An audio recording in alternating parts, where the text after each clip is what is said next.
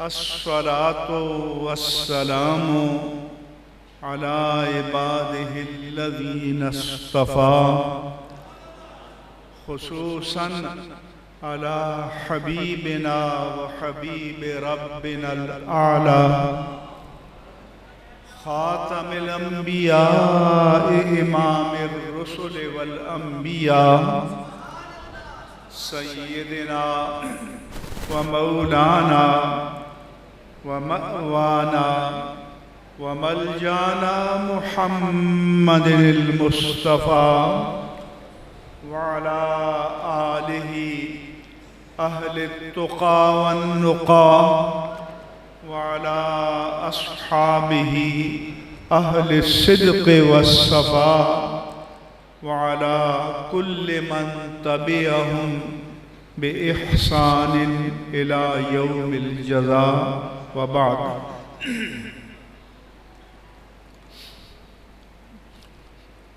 ایک تو کوئی نعرہ نہیں لگانا اور توجہ سے خاموشی کے ساتھ میری گزارشات کو سننا. نعروں کے لیے پیچھے بہت ضرورت ہے. اپنی توانائی کو، انرجی کو بچا کر رکھیں اور توجہ سے سنیں. آج کی عظیم الشان ختم نبوت کانفرنس کے مؤسس، بانی اور دائی حضرت علامہ ڈاکٹر خادم حسین خورشید الازہری دامت برکاتہم، حضرت علامہ صاحبزادہ حامد رضا صاحب، حضرت علامہ پیر حامد رضا صاحب اور سلسلہ سیفیہ کے تمام سجادگان، مریدین، تنظیمات کے ذمہ داران، سجادگان، پیر صاحبان اور معزز حاضرین مجلس. کانفرنس کے عنوان پر خطابات پہلے بھی ہو چکے اور بعد میں بھی ہوں گے. میں اس سے ہٹ کر جڑاوالا میں جو سانحہ ہوا اس کے بارے میں اہل سنت و جماعت کا موقف آپ کے سامنے پیش کروں گا.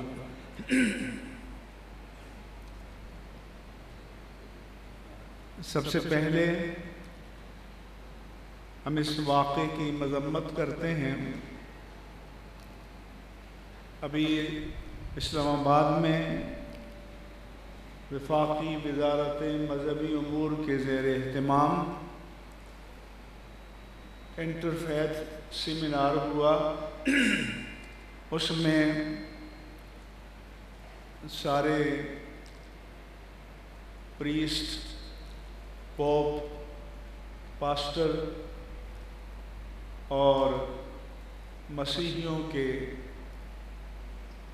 رہنما، دیگر مذاہب کے رہنما، حکومت کے زعماء سب موجود تھے.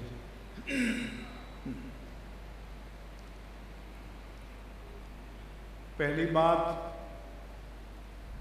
میں نے یہ کہی اور ہمیشہ کہتا ہوں کہ اقلیت کا لفظ ہمارے نظام آئین و قانون سے نکال دینا چاہیے. اس لیے کہ ہمارے ہاں لوگوں کا ذہن ایسا بن گیا ہے کہ اقلیت یا مائنارٹی کا لفظ آئے تو اسے غیر مسلم کا تصور آتا ہے. حالانکہ اقلیت کے معنی تو کم ترین، 20 کے مقابلے میں 10 اقلیت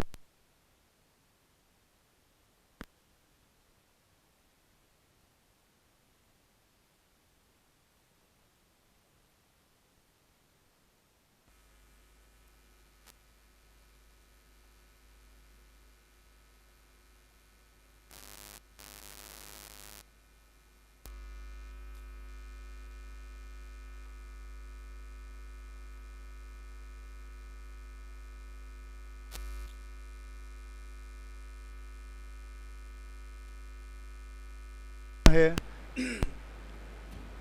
اور یہ پتہ نہیں احساس جرم کے تحت اس کو ڈالا گیا،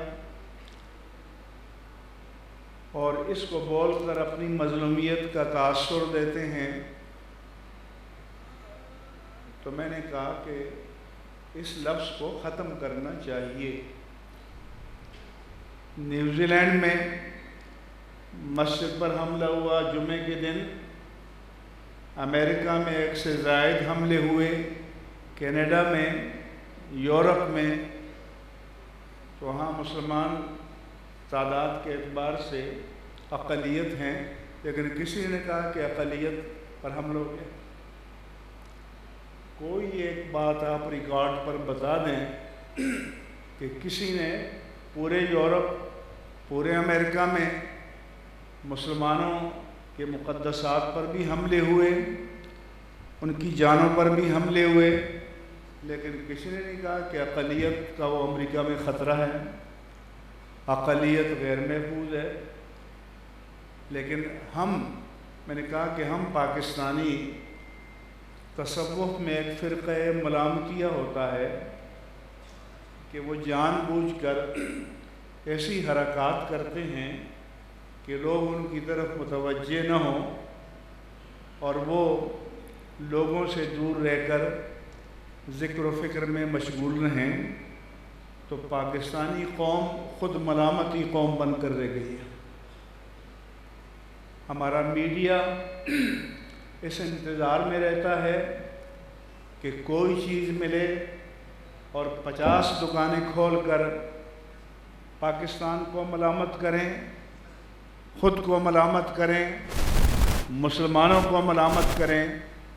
میں اس کی شدید مذمت کرتا ہوں، اور سب کو مذمت کرنی چاہیے۔ کیا 25 کروڑ کی آبادی میں کوئی ایک بھی اچھا کام نہیں ہے؟ کوئی ایک خیر کا کام نہیں ہے؟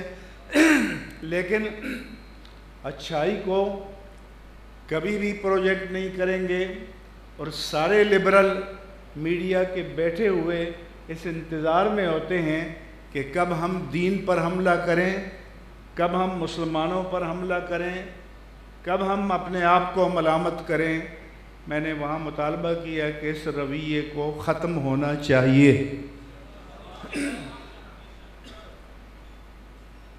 اور جو پابند آئین و قانون غیر مسلم شہری ہیں وہ بھی پاکستانی، ہم بھی پاکستانی۔ ہمارا دستور، ہمارا قانون ہر پابند آئین و قانون غیر مسلم کو جان، مال، آبرو اور اپنی عبادت گاہ کے اندر عبادت کی اجازت دیتا ہے، آزادی دیتا ہے، تحفظ دیتا ہے۔ پھر میڈیا والے لبرل سوشل میڈیا پر کہ جی پاکستان میں اقلیتیں محفوظ نہیں ہیں، پاکستان میں یہ نہیں ہے۔ میں نے کہا یہاں تو پرائم منسٹر بھی پہنچ گئے، چیف منسٹر بھی پہنچ گئے، اور آنے والے چیف جسٹس بھی پہنچ گئے، سب نمبر لگانے کے لیے پہنچ گئے۔ ابھی میں نے کہا کہ ایک جلسے میں خودکش دھماکہ ہوا، لوگ مرے، یہاں تو اللہ کا شکر ہے کہ کسی کی جان نہیں گئی، تو وہاں تو کوئی بھی نہیں گیا۔ تو میں نے کہا کہ میں آپ سب کو دعوت دیتا ہوں کہ جب سے یہ دہشت گردی اور فساد شروع ہوا ہے، ہمارے نقصانات کا بھی ڈیٹا بناؤ، اپنے نقصانات کا بھی ڈیٹا بناؤ، اور حقائق کو سامنے لاؤ۔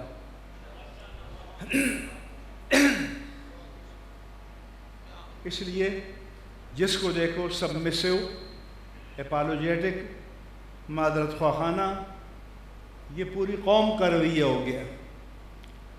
یہ امریکہ میں ہوتا ہے، یہ یورپ میں ہوتا ہے، انڈیا میں تو کیا سے کیا ہو رہا ہے،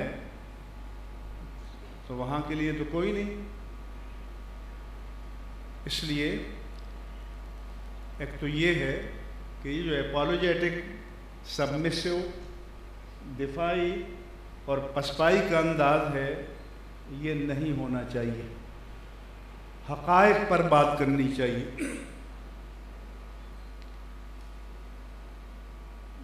پہلی بات۔ دوسری یہ ہے، انہوں نے ایک نے کہا جڑاں والا سے کہ ہمارے گھروں کی تلاشی لی جا رہی ہے، تو میں نے کہا کہ اگر آپ پاکستانی ہیں تو پھر آپ کو پاکستان کو بے آبرو نہیں کرنا چاہیے۔ اگر یہ آپ کا ملک ہے تو جیسے اس کا وقار ہمیں عزیز ہے ویسے ہی آپ سب کو عزیز ہونا چاہیے۔ تو پھر میں اپنے مجرم کو اپنے بغل میں پناہ دوں اور آپ اپنے مجرم کو اپنے بغل میں پناہ دیں اور مظلومیت کے نعرے شروع کر دیں تو مسئلہ حل ہوگا۔ تو میں نے کہا پھر آپ کی ذمہ داری ہے کہ جہاں سے یہ مسئلہ اٹھا ہے اس کے جو ذمہ دار ہیں، اگر آپ پاکستانی ہیں، اگر آپ پابند آئین و قانون ہیں تو اپنی صفوں میں سے ان کو نکال کر سامنے لائیں، کیونکہ اس کے بعد سرگودا میں بتایا گیا کہ روز مسجد کے سامنے قرآن کے اوراق رکھے جاتے رہے اور پوری قوم جو ہے 25 کروڑ آبادی کا ملک مجبور بنا ہوا معافی مانگتے ہوئے، تو پھر حقوق تو ہمارے بھی ہیں نا، سب کے ہیں۔ پھر میں نے کہا کہ ہمارے فقہاء نے کہا ہے اگر کوئی ہمارے ہاں قرآن، حدیث، فقہ اسلامی، شریعت اسلامیہ میں جو ضروریات دین کا منکر ہو وہ کافر ہے، لیکن ہمارے فقہاء کرام نے کہا اگر کافر کہنے سے کوئی اپنی انسلٹ محسوس کرتا ہے، توہین محسوس کرتا ہے، تو کوئی بات نہیں، مت کہو۔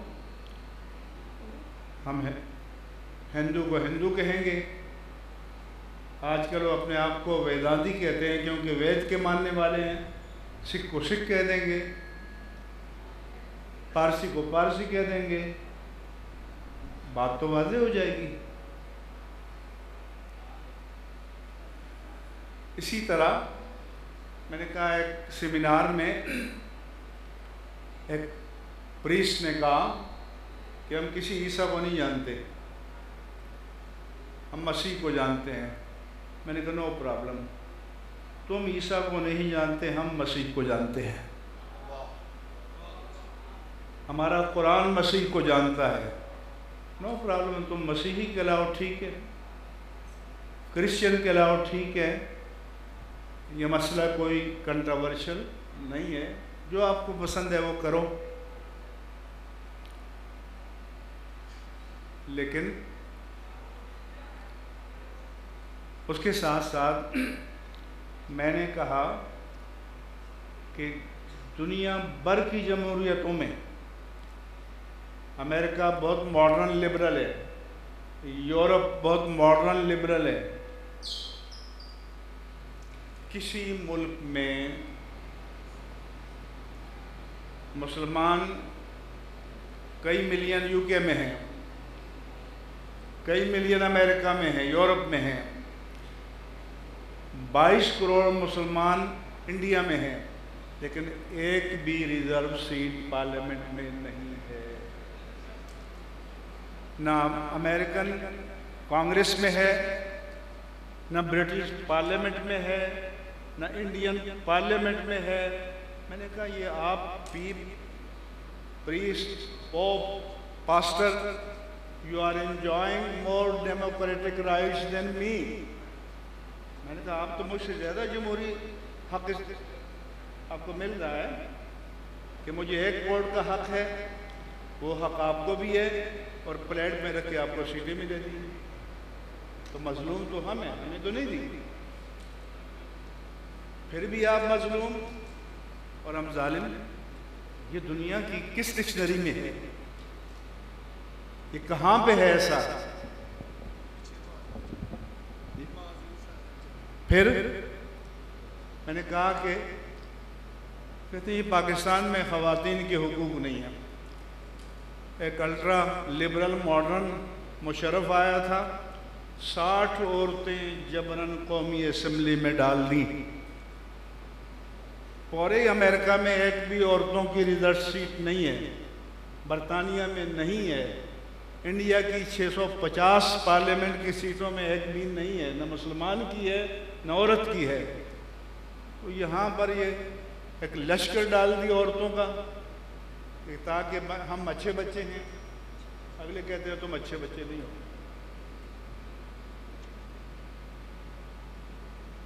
تو پھر تو آپ کہیں جی پاکستان میں بہت عورتوں کو حقوق ہیں, 60 بیٹھی ہوئی ہیں قومی اسمبلی میں, ہر صوبائی اسمبلی میں, حتیٰ کہ یہ جو لوکل باڈیز ہیں ان میں بھی بیٹھی ہوئی ہیں. یہ ریزرو سیٹ دنیا میں کہیں بھی نہیں ہے. اور مائنارٹی کی سیٹ الگ ہے. پھر کہتے ہیں ان کو حق نہیں مل رہا. تو پھر میں نے کہا حق کو ڈیفائن کرو, بیٹھو ہمارے ساتھ, ہم تیار ہیں, بیٹھے ہر چیز کو ڈیفائن کریں. پھر مشرف نے خود کہا تھا کہ جس کو باہر کا امیگرینٹ ویزا لینا ہو, جرمنی کا, یورپ کا, برطانیہ کا, کینیڈا کا, آسٹریلیا کا, امریکہ کا, تو وہ کوئی توہین کا کام کرے گا, کیونکہ وہ کرے گا تو FIR درج ہوگی, پکڑا جائے گا تو کہا جی تو مظلوم ہو گیا. تو جرمنی دوڑے گا کہ ہم اس کو لیتے ہیں, امریکہ دوڑے گا کہ ہم اس کو لیتے ہیں. تو یہ تو ایک انسٹرومنٹ بن گیا.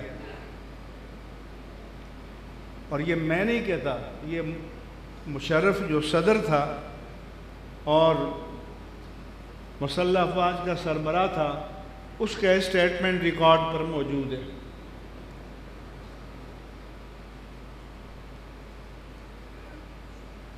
پھر اس کے بعد میں نے کہا آئیے بیٹھتے ہیں. اگر کوئی مسیحی عورت, ہندو عورت کسی سے محبت کرتی ہے اور کلمہ پڑھ کر اسلام قبول کرتی ہے اور شادی کر لیتی ہے, تو آپ فوراً کھڑے ہو جاتے ہیں کہ یہ جبراً مسلمان کیا جا رہا ہے.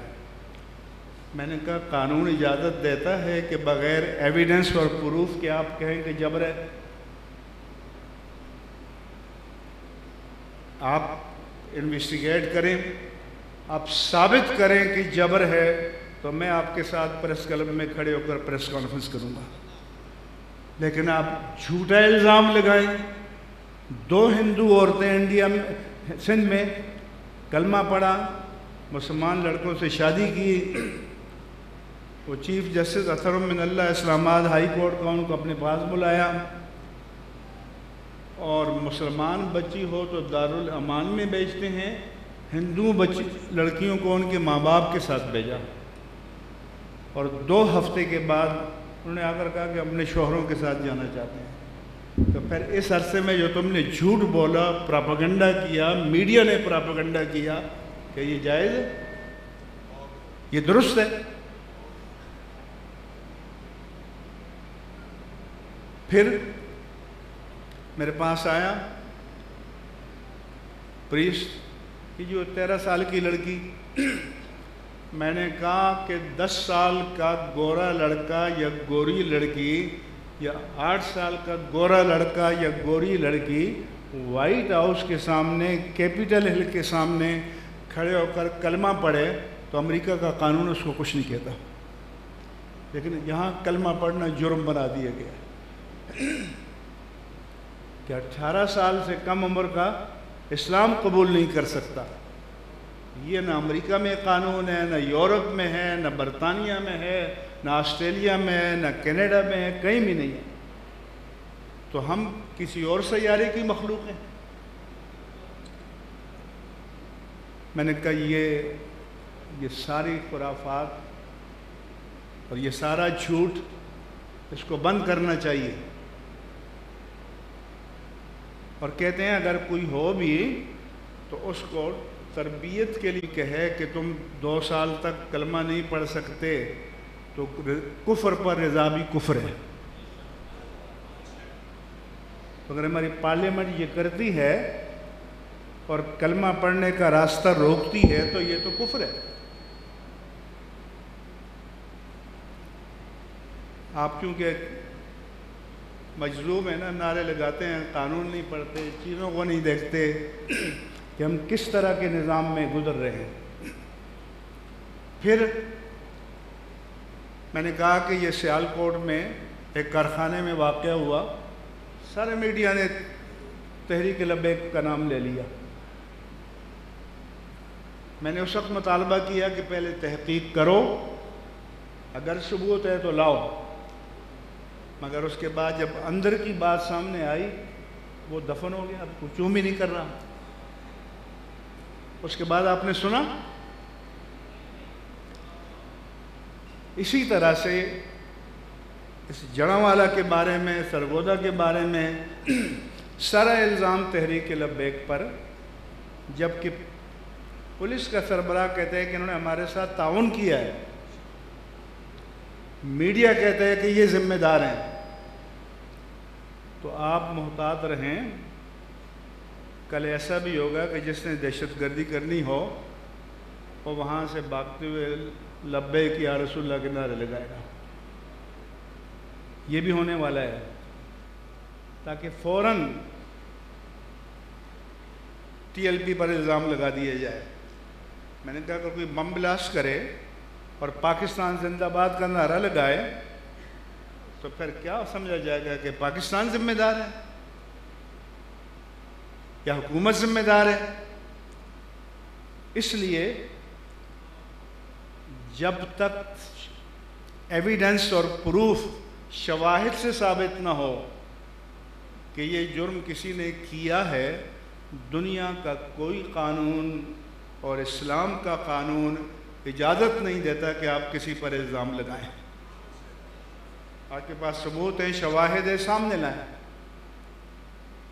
اب مشکل یہ ہے کہ جو ہمارے ٹی ایل پی کے ہیں، پتہ نہیں منہ میں زبان رکھتے ہیں یا نہیں رکھتے، وہ آئیں میدان میں، پریس کانفرنس کریں، حقائق بیان کریں. سارا ملبہ ڈالا جا رہا ہے تو ہمارا دین اس بات کی اجازت نہیں دیتا. ہمارے دین کا میں نے کہا کلیئر کٹ اعلان ہے کہ لا اکراہ فی الدین. جبراً کلمہ پڑھایا بھی جائے تو معتبر ہی نہیں ہے،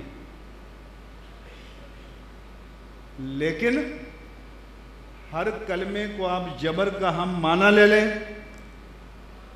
ہر شادی کو آپ جبر کے ہم معنی لے لیں، بغیر ثبوت کے، بغیر قرائن کے، بغیر شواہد کے، تو یہ قابل قبول نہیں ہے. اس لیے ذرا ہوش میں بھی کچھ چیزیں سوچا کرو. اب تو عرش پہ پہنچ جاتے ہیں نعرے لگا کر کے، یہاں ہو کیا رہا ہے، حالات کیا ہیں. یہ تو کہیں بھی آپ کو بدنام کیا جا سکتا ہے. اس لیے اہل سنت و جماعت کو with full confidence، پورے اعتماد کے ساتھ اپنا موقف پیش کرنا چاہیے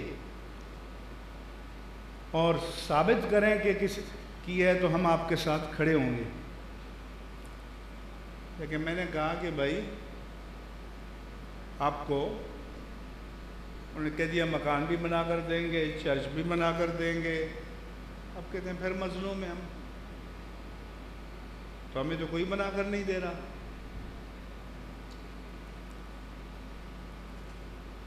جو دھرنوں میں مجاہدین ختم نبوت شہید ہوئے، کچھ دیا کسی نے؟ وہ اس ملک کی شہری نہیں ہے، ان کے شہری حقوق نہیں ہے.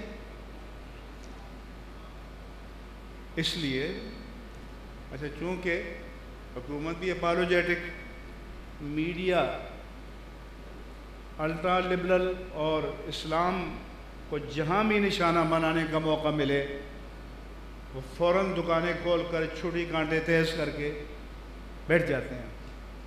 ہمارے لوگ تو احتجاج بھی نہیں کرتے، وہ بھی نہیں کر سکتے۔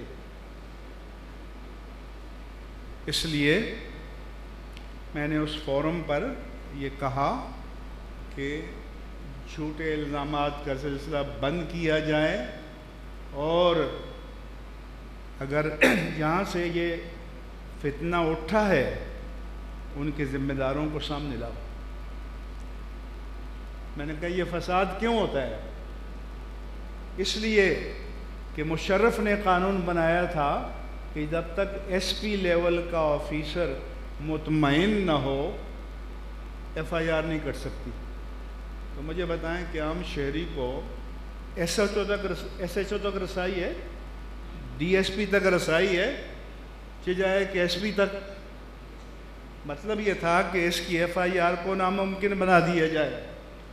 تو میں نے کہا کہ جب قانون کا راستہ بند کریں گے تو پھر لوگ احتجاج کرتے ہیں۔ جتنی ایف آئی آر ہیں جب تھانوں پر چڑھائی ہوئی یا عدالتوں میں گئے تو کٹی ہیں۔ میں نے کہا قانون کو آسان کرو، اگر وہ بے قصور ہے تو پولیس کی پروٹیکٹیو کسٹڈی میں چلا جائے گا اور ڈائریکٹ فیڈرل شریعت کورٹ میں ٹرائل کرو اور 3 مہینے میں فیصلہ کرو۔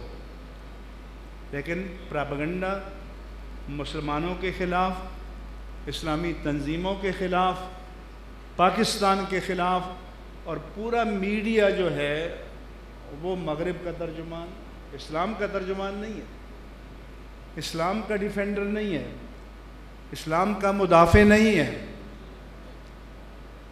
تو ایشو جو ہیں اس ملک میں یہ ہے، اس لیے میں نے ان سے کہا تمام جتنے ان کے پاسٹر، پریسٹ، پوپ، مذہبی رہنما، لیڈر، میں نے کہا جہاں چاہو ہمارے ساتھ بیٹھو،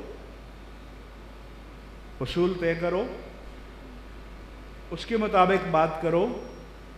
یہ نہیں ہے کہ بس کھڑے ہو جاؤ اور اسلام کو بدنام کرو، پاکستان کو بدنام کرو، جامع موقع ملے بدنام کرو، تو یہ نہیں ہونا چاہیے۔ تو اگر امریکہ میں مسجد پر حملہ ہو تو اقلیت پر حملہ نہیں کہا جاتا،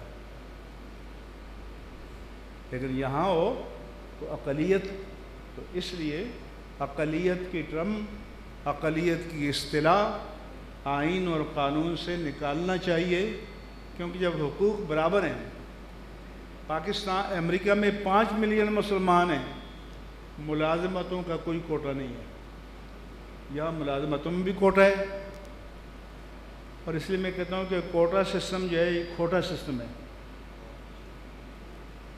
میرٹ ہونا چاہیے، جو میرٹ پر پورا اترے، لیکن یہاں کوٹا بھی رکھا گیا ہے۔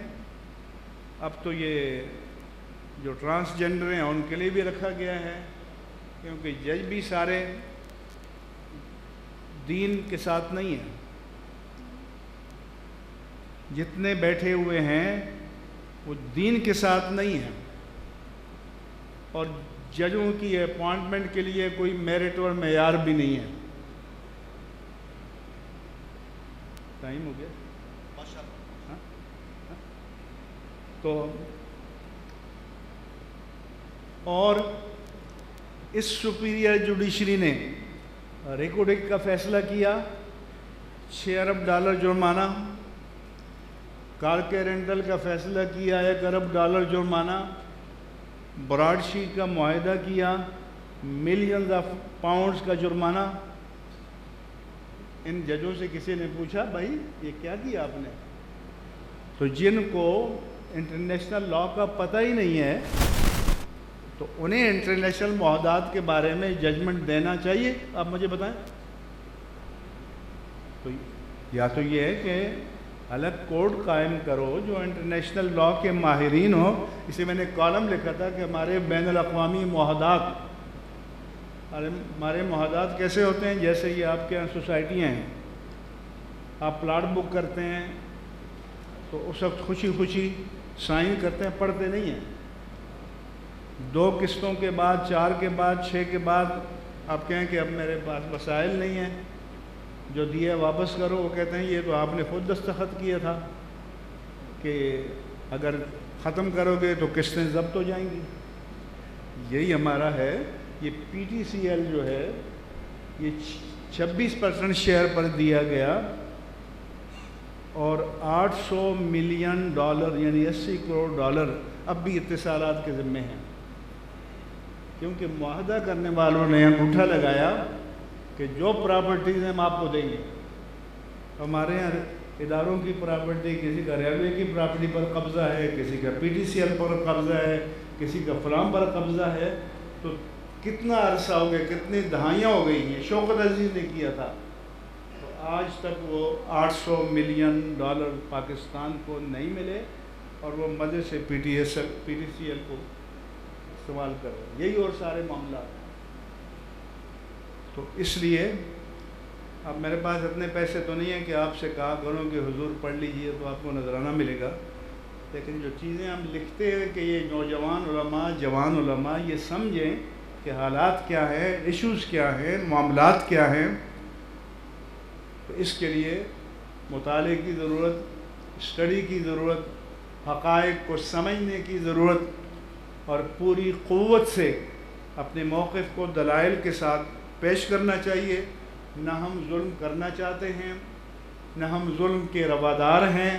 ہم مظلوم کے ساتھ ہوں گے، لیکن بغیر ثبوت کے کسی پر ظالم ہونے کا فتویٰ لگانا یہ بھی قابل قبول نہیں ہے. نہ اس کی اسلام اجازت دیتا ہے، نہ پاکستانی اور بین الاقوامی قانون اجازت دیتا ہے، نہ اخلاقیات اجازت دیتے ہیں. اس لیے میں نے یہ چاہا کہ اس مجلس میں آپ کو یہ حقائق بتاؤں، اور چونکہ بہت سارے ہمارے خطباء ملت موجود ہیں، ایک سے ایک سپر اسٹار ہے، میں تو مسکین ساتھ بھی ہوں. تو آپ نے میری باتوں کو سنا، شکریہ. وما علیہ الا البلاغ المبین.